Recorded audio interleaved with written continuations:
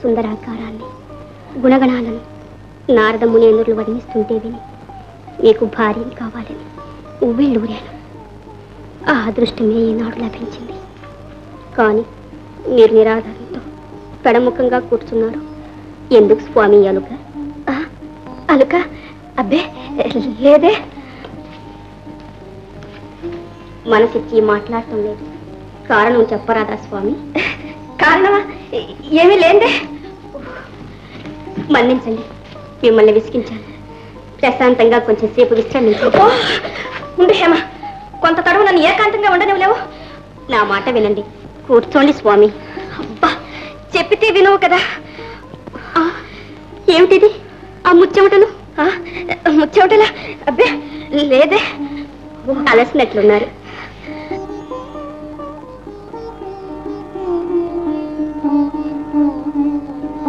ఇదిగో ఈ పానీయం సేవించండి స్వామి. వద్దు, తీసుకోండి స్వామి. వద్దంటుంటే తీసుకో. మన్నించండి స్వామి. ఏమిటిది? మీరు మగవారు కారు? మా పరువు నిలబెట్టి హేమ మగవేషం వేసుకుని మాయ చేశారా? మోసం చేశారా? నా జీవితం నాశనం చేశారా? హేమ, ఆవేశపడకు. నా మాట విను. నీ జీవితం నాశనం చేయాలనే దురుద్దేశం మాకు లేదు. మా తండ్రి గారికి నేను వరప్రసాదిని. మగవాడిగానే నన్ను పెంచమన్న ఆ మహేశ్వరుని ఆజ్ఞ పాటించడం వల్ల ఈ రహస్యం బయటపడిపోతుందనే భయంతో నారదముని మాట కాదనలేకపోవడం వల్ల ఈ వివాహం తప్పనిసరి అయింది. హేమా, ఇది నిజంగా ఈశ్వర సంకల్పం కాదు. మీరు నారదముని కలిసి పనిన కుట్ర, స్వార్థ బుద్ధితో తలపెట్టిన ద్రోహం. మీకు తగిన ప్రతీకారం చేస్తాను. మీ బ్రతుకులు నవ్వులు పాలు చేస్తాను. హేమా,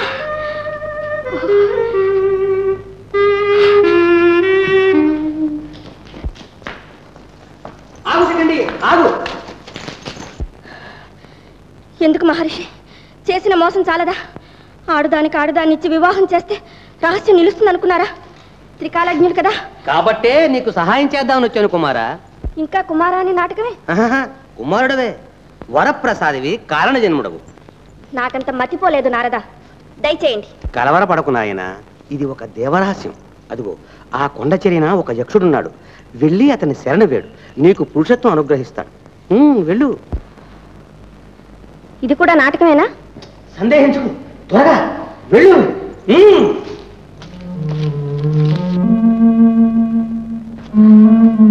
శరణు శరణు యక్షవరణ్య, శరణు. రక్షించు మహాత్మా, రక్షించు. వచ్చావా శిఖండి? చింతించకు. ఇంతకు ముందే నారద మహర్షి అన్ని విషయాలు తెలియజెప్పాడు. మా ప్రభు కుబేరు నాకు శివుడు మిత్రుడు. ఆ పరమేశ్వరుడిచ్చిన వరం సార్థకం చేయటమే నాకు మహాభాగ్యం.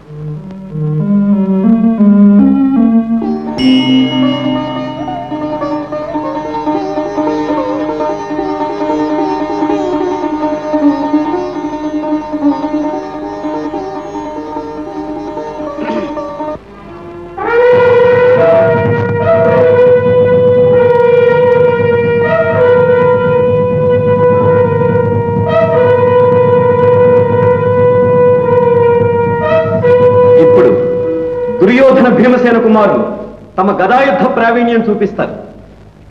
దుర్యోధన, భీమసేన.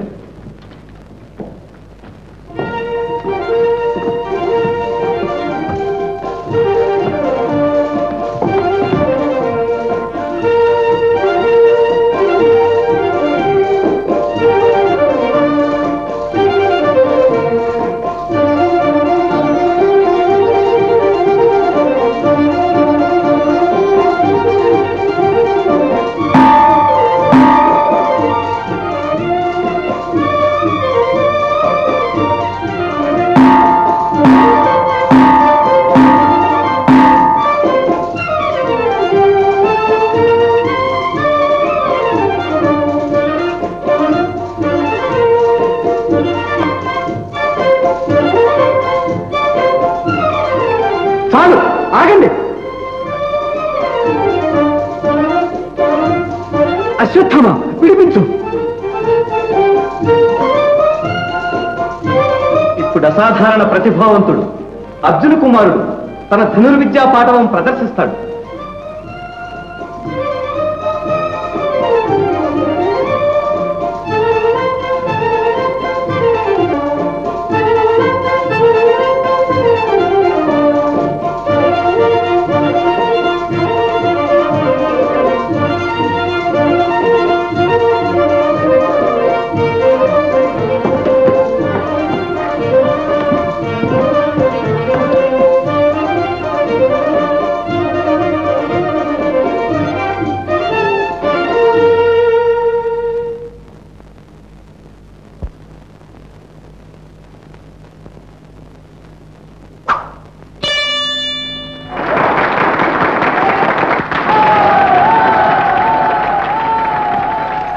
అహో ధన్యుడవు కుమారా, ధన్యుడవు.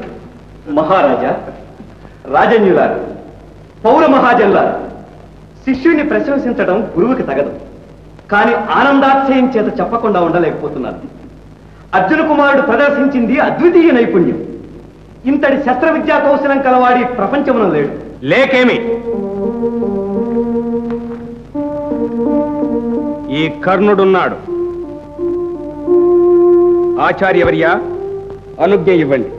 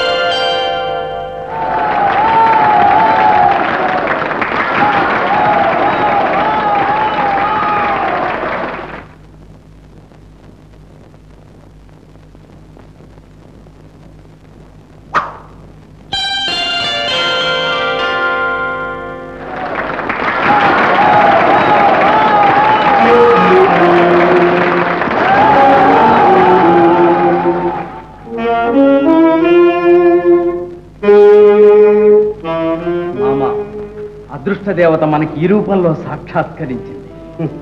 ఇతడు అర్జునుడికి ప్రతివీరుడుగా మన దగ్గర ఉండవలసిన వాడు. ఇతన్ని మనం విడిచిపెట్టకూడదు. అవును,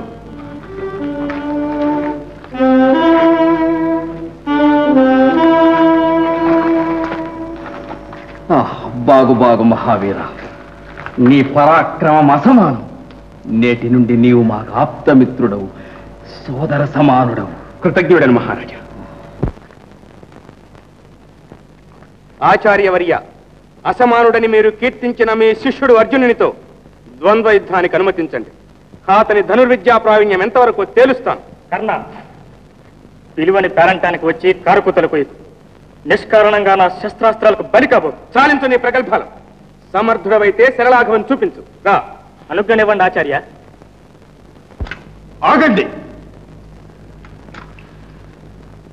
కర్ణ, ద్వంద్వ యుద్ధము సాటి రాకుమారుల మధ్యనే సంభవం.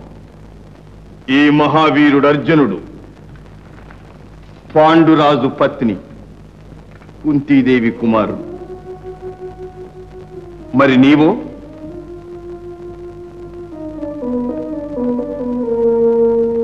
నీ తల్లిదండ్రులెవరు చెప్పు. రథము తోలుకునే సూతుని పుత్రుడవు. అర్జునునితో ద్వంద్వ యుద్ధానికి అనర్హుడవు.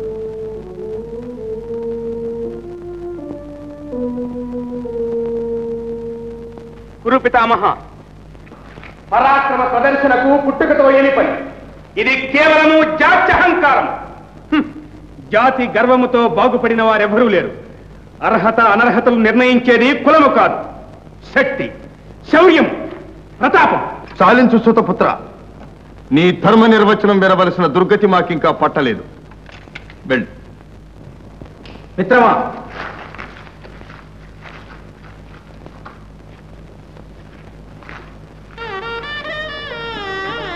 పితామహ, ఇతడు రాజు కాడనేగా మీ అభ్యంతరం?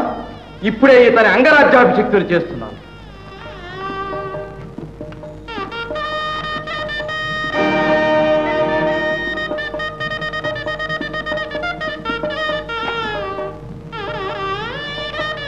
మిత్రమా, ఈనాటి నుండి నీవు అంగరాజు. జై అంగరాజ కర్ణునికి! ధన్యుడను దుర్యోధన మహారాజా, ధన్యుడను. మేరీ నాడు నాకు చేసిన ఈ మహోపకారము జన్మాంతము మర్చిపోను. నా ధన మాన ప్రాణాలు సర్వస్వం నేటి నుండి మీ ఆధీనం. అంగరాజా, నా సోదరులందరూ నీకు సోదరులే. అరమరలు లేక శత్రువులను నిర్జించి మాకు హితము చేకూర్చు. అవశ్యం మహారాజా, అవశ్యం. ఆచార్య, ఇక మీకు అభ్యంతరం ఉండదనుకుంటాను. అర్జున, సిద్ధపడు. ప్రదర్శనం సాలించండి.